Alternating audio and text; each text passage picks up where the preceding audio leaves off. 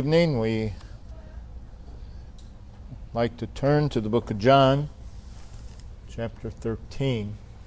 Very familiar passage of Scripture, John chapter 13. We'll read the first 17 verses. Now, before the feast of the Passover, I'll notice there's several things going on here.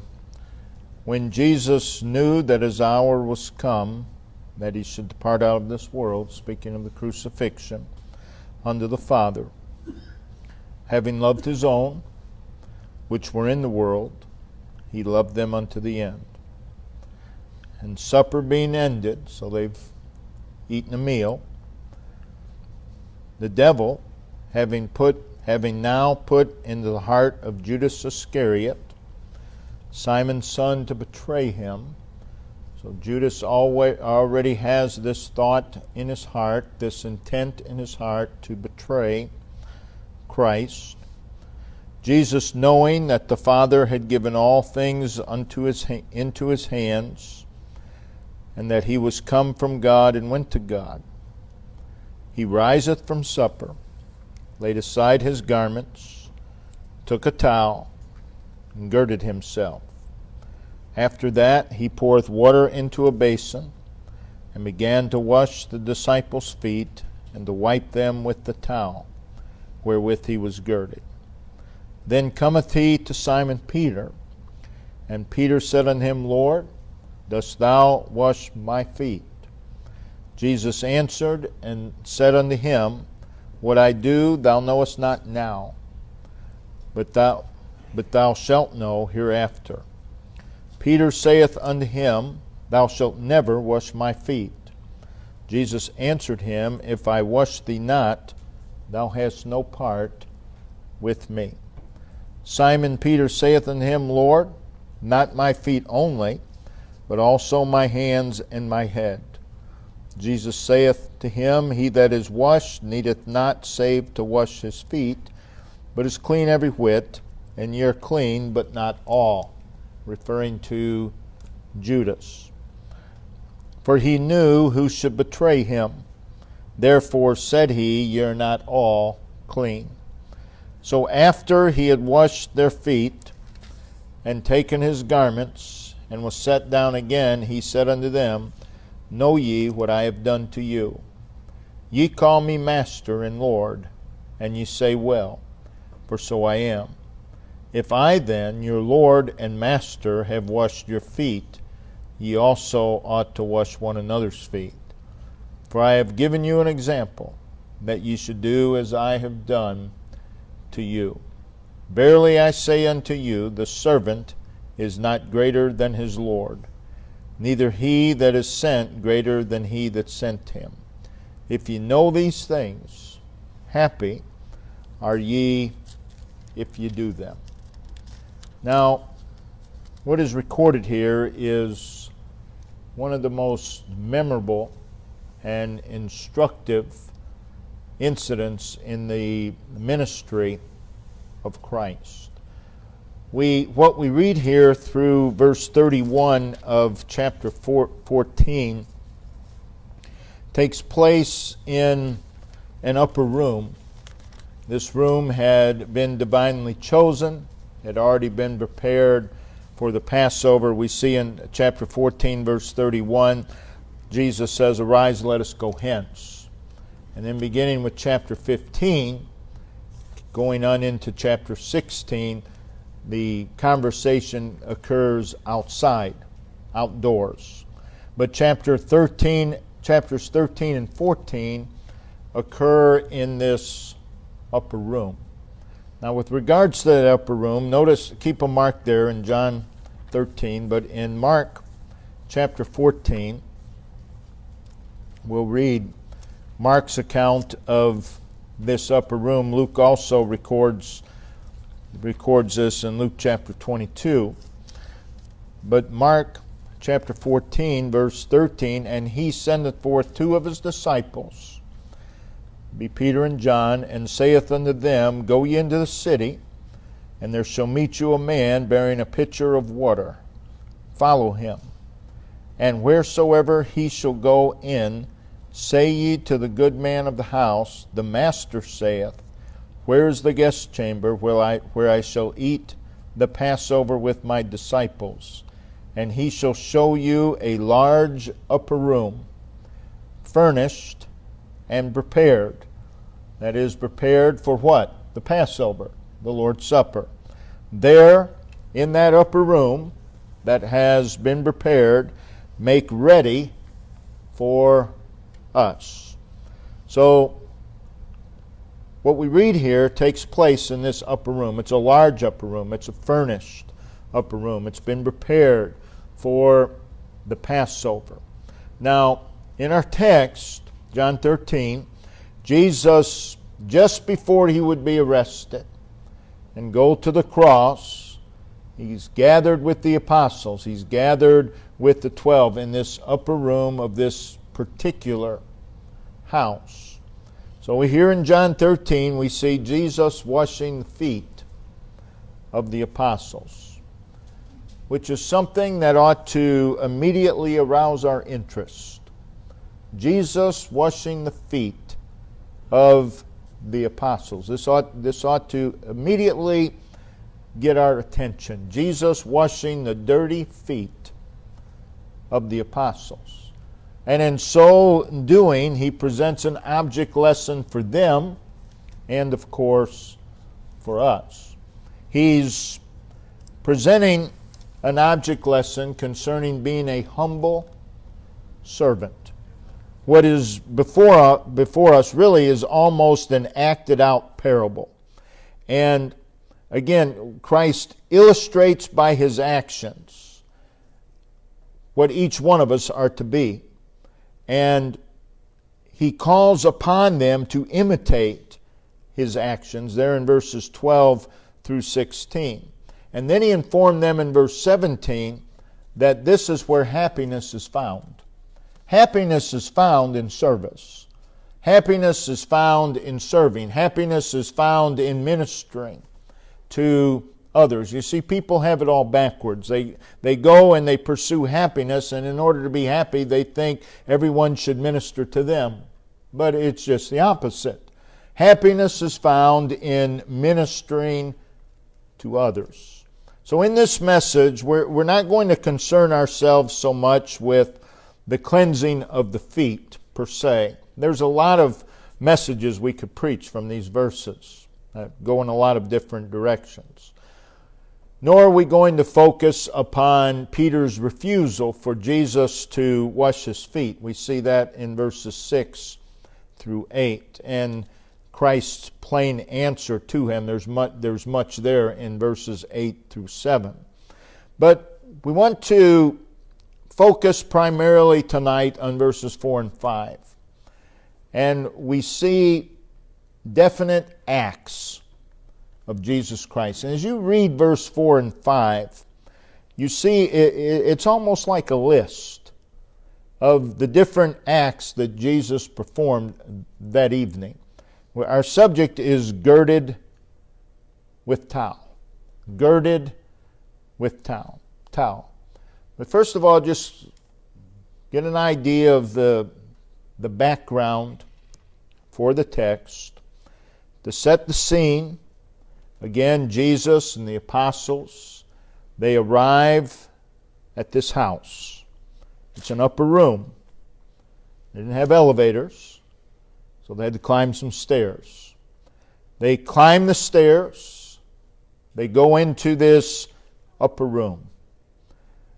At the door would have been a basin and a towel. The purpose for these were for the washing of feet. Now, that's odd in our culture, but then it wasn't, of course. It was necessary because in those days, people, of course, wore sandals, and they walked down very dusty roads. And the custom was that you would greet your house guest and you would wash their feet. And this would have been primarily done by either the host himself or a servant. Such was usually reserved for the lowest of servants. Or it may be a Gentile woman or child. It's very similar to how you and I would greet visitors today. We take their coat. May I take your coat? And you go and hang it up. Here, instead of taking their coat, you wash their feet. So, each one enters this upper room. And there's a basin and there's a towel. But there's no one there to wash their feet. And each of the 12 would proceed past that basin. They would walk past that towel. And they would take their place at the table, which is also different than what we're accustomed to. In those days, they were at a lying position, at a very low table, 12 to 18 inches off the ground. And they would recline upon what we would consider today a chaise lounge. They would recline on these, their feet being away from the table, their head toward the table. So try to get that picture in your mind. And it's also important as we approach this account that Jesus is the perfect servant of God. We see the first recorded words of Jesus were spoken to Joseph and Mary. And those words were in Luke 2, verse 49. Wist ye not that I must be about my Father's business, my Father's concerns, my Father's affairs? Those are the first recorded words of Jesus Christ. Also, when he entered into his public ministry, he said in John 4, verse 34, my meat is to do the will of him that sent me. He's the servant. He's often presented as a servant. We often see him in a servile condition. He stated in Luke 22, verse 27, I am among you as he that serveth. I am among you as he that serveth. In Matthew 20, verse 28, he said concerning his purpose for coming to this earth, the Son of Man came not to be ministered unto, but to minister. He often spoke of being sent of the Father. John 17:4, speaking to the Father, he refers to the work which thou gavest me to do. Jesus Christ typifies a true servant of God. He is, again, the perfect servant. He epitomizes service. He embodies it. He illustrates it in everything he does. He demonstrates what it is to be a true servant of God. He is the model servant. Being such, he invites you and I in Matthew 11, verse 29. He says, take my yoke upon you and learn of me. Now, a yoke, of course, is a figure taken from the use of oxen. It was basically a wooden bar, a wooden frame used to join animals together to enable them to pull a load, to pull a wagon. The word yoke means to labor for another, to be in the service of another. And when Jesus said, my yoke, he was speaking of what he was submitted to. Take my yoke. He is referring to what dominated him. He's speaking of his motive, his aim, his impulse, the passion and driving force of everything that he did, every journey he took, every place he went, every word he spoke. It was his intent to serve God, and he was the servant of God. Everywhere he went, he was the servant of God. Now there in Matthew 11:29, you'll notice that the yoke of Christ is not heavy.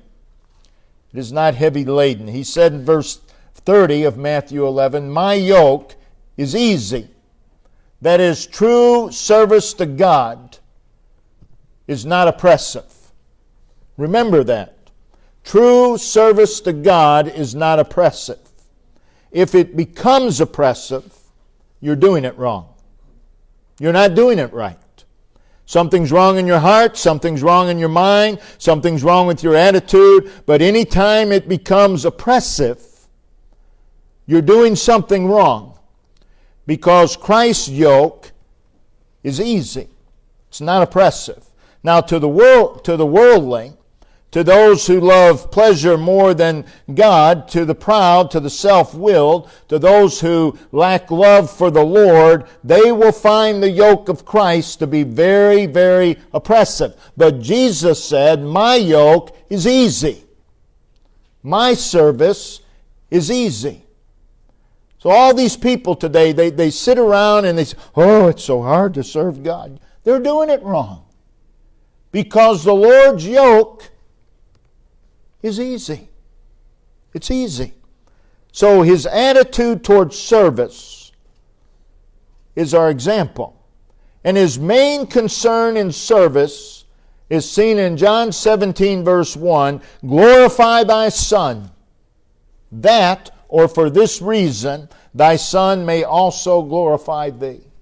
The motivation, the passion of Christ's life upon this earth was to glorify, was to exalt, was to honor, was to draw attention to God.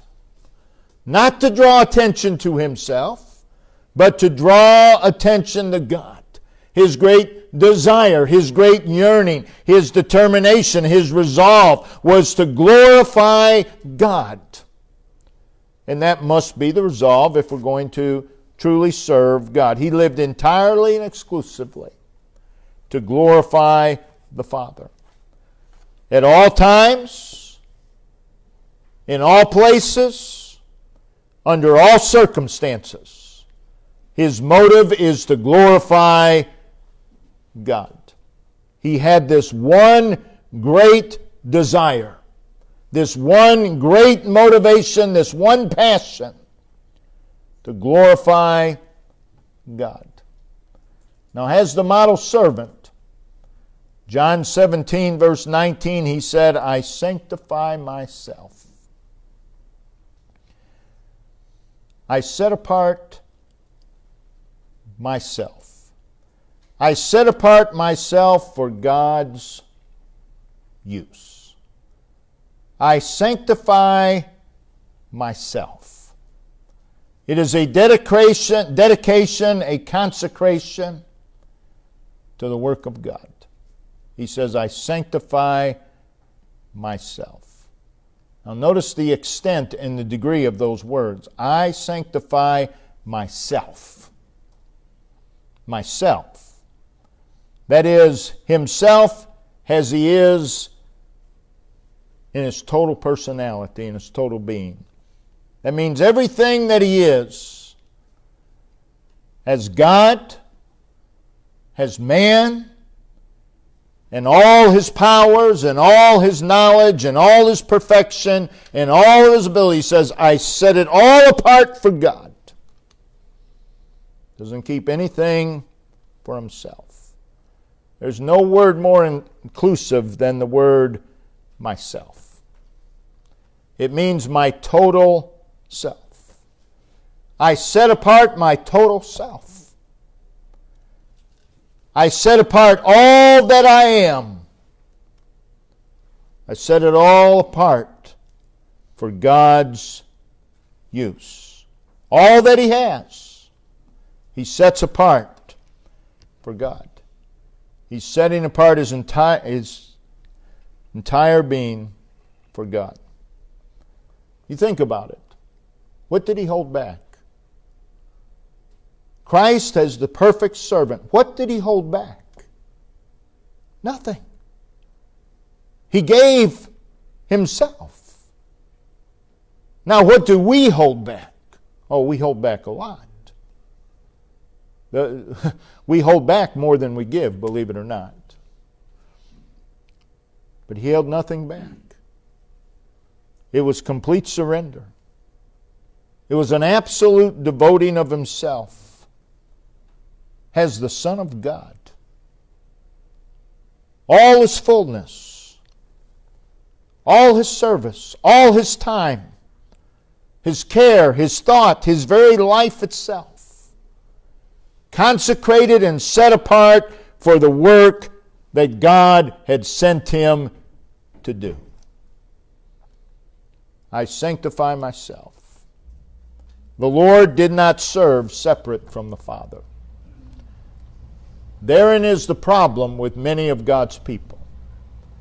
This is why many find God's work oppressive. They serve God separate from God. They serve God separate from God. They serve God for themselves. And it gets oppressive after a while. But Jesus Christ served with a sense of oneness with the Father. He served with a realization of the Father's love, and he served with love to the Father. And he did so unceasingly. Now, again, tonight we want to consider verse 4 and 5. Remember who it is that is before us doing the acts described. It is Jesus, the perfect servant. The one whom Paul spoke of in Philippians 2, verses 6 and 7, as equal with God. The one who is equal with God is the one performing the acts that we read of here in verses 4 and 5. Now we read there in Philippians 2, verse 6 and 7, that Jesus Christ, being equal with God, took upon him, he emptied himself and took upon himself the form of a servant. So in our text, Jesus sets the example of service. Again, the apostles enter this upper room. At the door is a basin, and there is a towel. That basin and that towel represent a work. They represent a service that needed to be done. It was a work that any one of them could have done. Any one of the 12 could have done this work. It was a work that did not require any specific skill set. There's no specific skill in washing feet. Any one of them could have done this. But each one of the apostles walked right past that basin, walked right past the towel, perhaps with no thought at all, or perhaps thinking, there should be somebody here to wash my feet. I wonder why there's no one here to wash my feet. Or perhaps some of them thought, boy, this sure was poor planning on the part of Peter and John. If I'd have been in charge, I'd have made sure there's somebody here to wash my feet. Peter and John messed this up. I mean, you can just hear it today. As they each walk past this basin, they each walk past this towel. They take their places at the table. Perhaps some of them are still thinking, someone should have washed my feet. My feet are dirty. Someone should have washed my feet. Someone should have at least washed Jesus' feet. No one even washed Jesus' feet. I mean, some of them are probably thinking this. It didn't cross their mind to do it themselves. Perhaps some of them thought, there's no one here to wash our feet.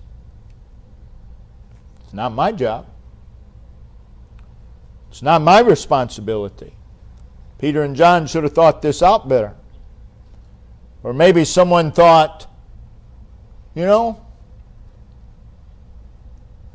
I could wash the feet. But then they talk themselves out of it. They come up with reasons why they couldn't. My back's a little sore today. So I would, but I can't. And people are good at that. They're good at coming up with reasons. They're good at talking themselves out of what they should do.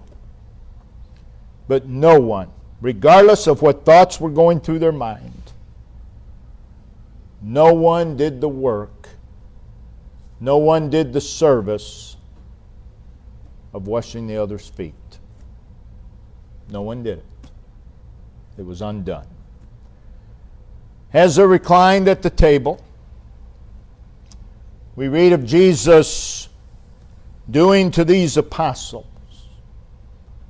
that which was absolutely remarkable and stunning, and something unbelievable to their eyes. Again, what he did serves as an example.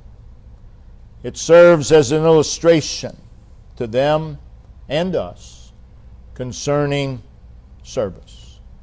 Now notice verse 4 and 5.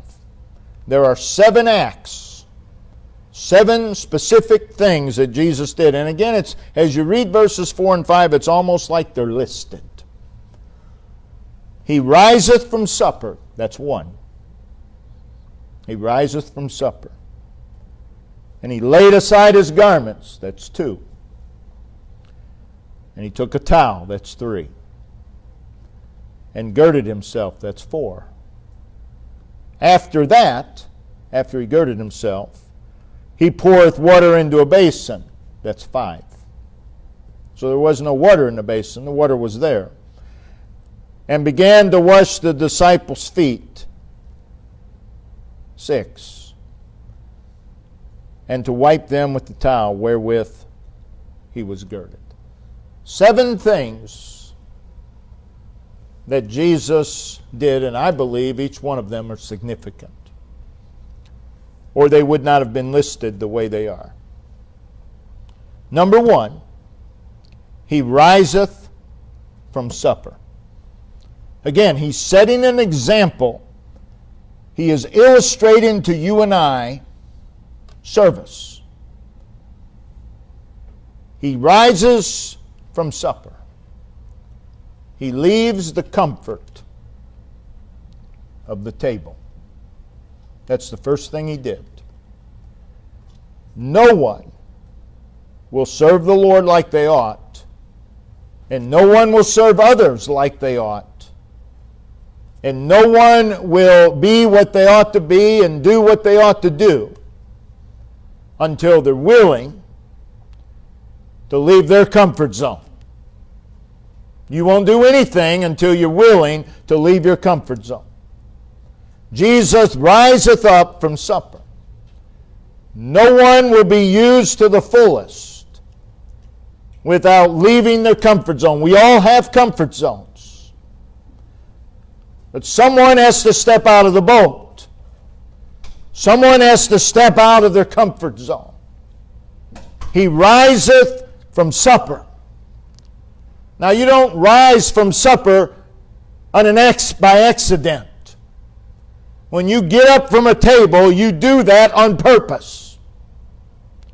So when it says he riseth from supper, he did that on purpose. And he did it with a purpose. He has a purpose in mind. Number 2, he laid aside his garments. He took off his outer robe. He takes it off. This was that long, loose outer garment. He does this so that he might better do the work that he was going to do. He laid aside his garments so the garments would not get in the way, so the garments would not encumber him. So he leaves the comfort zone. He riseth up from the table on purpose, with a purpose. He puts aside everything that's going to get in the way. Doesn't want anything to get in the way of what he's about to do. And if we're going to serve God, there's a lot of things that got to get out of the way. Number 3, he took a towel. So what's he doing? He's making preparation to do a specific work. He took a towel. Number 4, he girded himself with the towel. He's taken off his outer garment, the suit coat. Didn't wear a suit coat, I'm just using it as an example.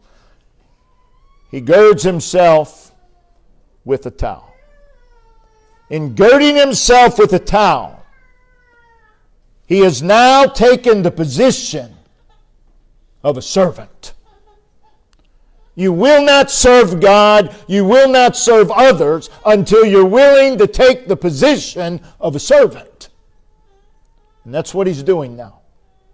So he girds himself with this towel. The word gird throughout the Bible is used to express the idea of being ready, being prepared for something specific. So he's now ready. He's prepared to serve. Number 5. After that, after he girded himself with the towel, he poureth water in a basin. Again, that is something you do on purpose. And you do it with intent. He poured water in the basin. His purpose was to do what needed to be done. So far we have 5 acts performed by Jesus Christ. And each of these 5 acts speak of readiness. He was ready to do what needed to be done. He was ready to do what needed to be done. These 5 acts speaks of the fact that he was prepared. He was ready. He was prepared for what needed to be done. Then number 6, and began to wash the disciples' feet. That's amazing. That's amazing. The one who uses the heavens for his throne and the earth for his footstool,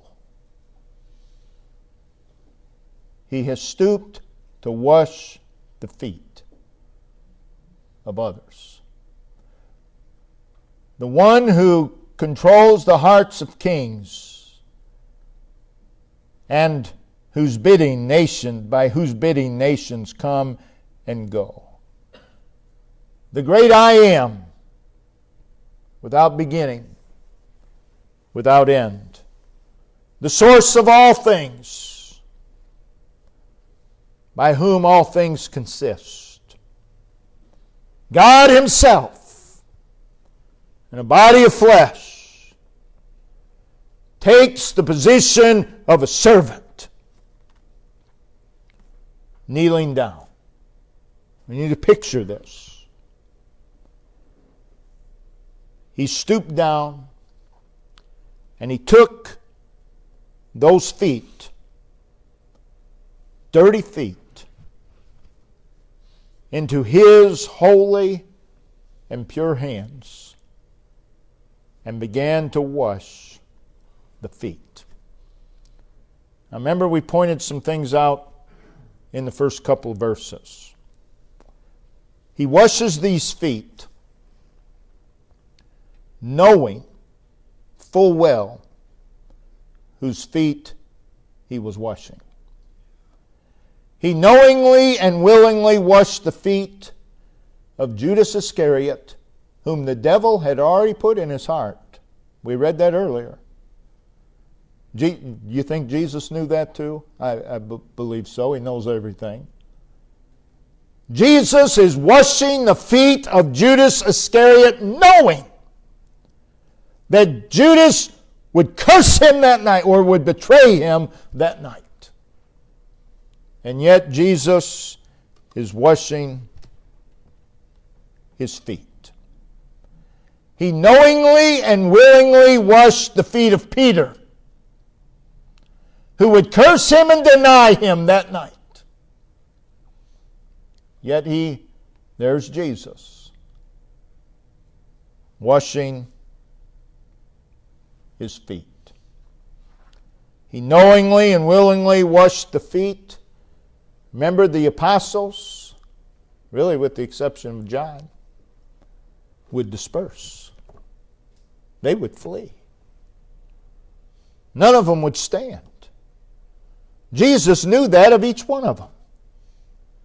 And there he is, washing their feet. So we now have 6 acts. Jesus knew,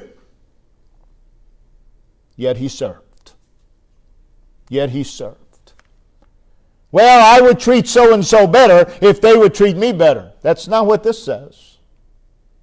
Jesus is serving those whom he knew would betray him and deny him. He's the true servant. And this is where happiness is found. I got news for you. You won't find happiness just sitting at home folding your arms having a pity party because someone mistreated you. That won't make you happy. Serve those who mistreat you. That's where joy is found.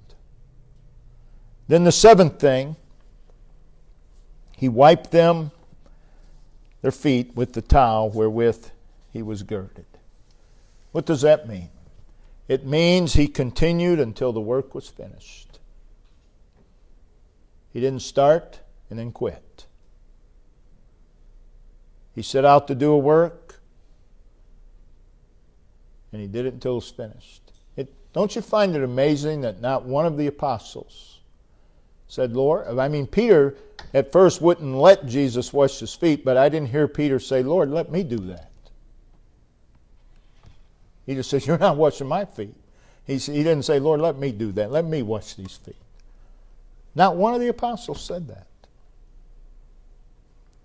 But Jesus continued till the work was finished. Jesus, as he prepared to do all this, and as he did all this, he knew what was going on. And there were matters of, again, remember what we read in the first couple verses. There were matters of extreme importance at hand. Soon Jesus Christ would be arrested. Soon he would lay down his life upon the cross.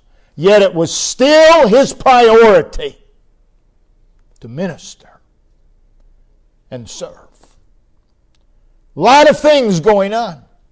A lot of significant things going on. But that didn't prevent Jesus from serving. After washing their feet, Jesus said to them in verse 12, know ye what I have done to you. He says, know this. You need to learn what I have done to you. That reveals that what Jesus did really went beyond washing their feet. What Jesus did went beyond these having their physical needs met. What Jesus did is about a mindset, about becoming something, about becoming a servant. And then Jesus drives the point home in verses 13 through 17. And you can read that. We've already read it once. But what he's saying there is, you have rightly put me upon the pedestal of Lord and Master. That's who I am. I am Lord. I am Master. But I am willing to step off that pedestal to wash your feet. Shouldn't you be willing to stoop and wash one another's feet? That's what he's saying, paraphrased in verses 13 through 17. In verse 15, he tells them that when he rose from that table, laid aside his garments, took the towel, girded himself, filled the basin with water, and washed their dirty feet, he is telling them, I have left you an example to follow. I've left you an example to follow. What he's saying is, be like me. Be like me. So let's make application. What Jesus did here was out of love. We see in verse 1, having loved his own, which were in the world, he loved them unto the end. Love for the Lord and others is a prerequisite for true service. It is love that feeds the desire to serve. It is love that fills one with passion and yearning to serve. It is love that chooses to serve. It is love that makes service a joy and not an oppressive burden. We read in Genesis 29:20. There's a wonderful truth here. Jacob served 7 years for Rachel, and they, the 7 years, seemed unto him but a few days. For the reason is about to be stated, the love he had to her. 7 years seemed like just a few days because of the love he had for her. Again, Matthew 11:30, my yoke is easy and my burden is light. Love is the foundation of all service. Jesus also knew his purpose. Verse 1, Jesus knew that his hour was come. And in verse 3 of John 13, notice those words, Jesus knowing. Jesus knowing. In spite of all that was going on, he served that night. That job is not just a means to make a living. It is where God is one of the places that God has put you in your life to serve him. It's not just a means for making a living. The neighborhood that you live in is not just a place to live. You're to serve God there. You're to minister in that neighborhood. The purpose of your life is far greater than your personal fulfillment, your peace of mind, or even your happiness. The purpose of your life is greater than your family. The purpose of your life is greater than your career. It's greater than your ambitions. If you want to know why you are here, you must begin with God. That's where you begin. Again, he riseth from supper. No one will serve the Lord like they ought, or others like they ought, until they're willing to leave their comfort zone. Far too many people have gotten established wherever it is they're established, and they're not leaving. They'll never serve God either. He riseth from supper. When he did that, he knew it wasn't just about him. And a true servant knows that. It's not just about me. It's not about us at all. It's about him. And again, we must go through life knowing that it's about him. He riseth from supper. When he did that, he was planning to serve. Every day you get up, plan to serve God. That ought to be your plan for that day. Well, I got to go to work. Serve God at work. I've got to do this. Serve God. Make it your plan to serve God. Also, he laid aside his garments. As we go through life, we must be willing to lay aside whatever it is that gets in the way. Lay it aside so that you can minister to others. We, of course, live in a time of hustle and bustle and a lot of rushing to and fro. And most of God's people allow the world to dictate and control their objectivity and their focus, and we find ourselves caught up in the stress of the times, and we're not hearing clearly what the Lord is saying to us here in John chapter 13. A major problem today is that many have a full plate of activity. But every true servant must be willing to deny self and to put aside whatever gets in the way in order to have the time, in order to have the energy to serve. Are there not some things to lay aside? Do we not all have things that are in the way of you and I being a true servant of God?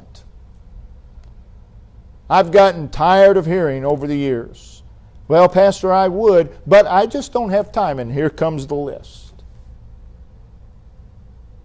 Well, why don't you have time? And give an honest answer. Why don't you have time? In most cases, it's because they filled their lives with the clutter of this world. They have filled their lives. They have purposely filled their lives with the things of the world, and they do not have time to serve God or anyone else as far as that matters. But Jesus, in spite of everything else that was going on around him, he took the towel, girded himself. See him there. He's prepared to serve. He's prepared to do what needs to be done. So as we go through life, we ought to do so girded with towel. Prepared to do what needs to be done. Well, I can't do everything. No one asked you to do everything. You do what you can do. You realize how much would get done if they just did what they could do? There are things you can do. And there are things you can do to help. Gird yourself with a towel. Come to church not as a spectator, not merely to be ministered to, but you come in those doors girded with towel. I'll do whatever needs to be done. If I can do it, I will do it. That needs to be our attitude. Be a church member girded with towel. Go forth in life filled with love for God in your heart and for people. And gird yourself with a towel. At home, don't just expect your spouse to minister to you. Gird with towel. And serve your husband, serve your wife. Minister to one another. And it doesn't matter how gifted you may think you be. You may think yourself to be too gifted to wash feet. Jesus, God Himself, washed the apostles' feet. There's no work beneath us. He stooped to serve. And He washed all types of feet that day. Gird yourself with towel. Be ready to serve all types. Well, I don't like that particular group of people. Too bad. Serve. Serve. That's what we're here for. We're here to serve. Jesus is our example. Jesus is teaching them to humble themselves. And we must do that in order to get down where the need is and to do something about it. It's not about you and I picking and choosing what we want to do. We're to gird ourselves with towel and do whatever we can, whatever it is that needs to be done. Our mindset ought to be every day we come across people, is there some need that I can meet? If there's someone, is there someone near you who needs something done and you have the ability to do it? Do it. That's what it is to be a servant. Well, they didn't help me when I needed help. Now you're talking like a lost person. Christ is our example. Is there some practical service? This needs to be our mindset. Is there some practical service that I can do to make someone else's burden lighter? That's the attitude we need to come to church with. I've been around Baptist churches a long time, and I'm sure it's true in all kinds of churches. You do something once, maybe twice. If you do it twice, it's your job from until you die. No one else is going to do it because they're glad you're doing it and they don't have to. Are you willing to lay aside time and energy to fulfill a need? Are you willing to stoop low enough to get down where the need is and to minister? Again, verse 17, and we'll close. If you know these things, happy are ye if you do them. May we, each one of us, the members of this church, may it be our desire that we gird ourselves with a towel and that we look for opportunities to serve. Look for opportunities. Well, I don't really like doing that. It doesn't matter. You do it anyway. You do it anyway. Because there's going to be some jobs no one wants to do. But if everybody has the right attitude, everybody's going to be rushing to do that job. Girded with towel. We're here to minister. We're here to minister to one another. We're here to serve God. And we must plan to do so every single day.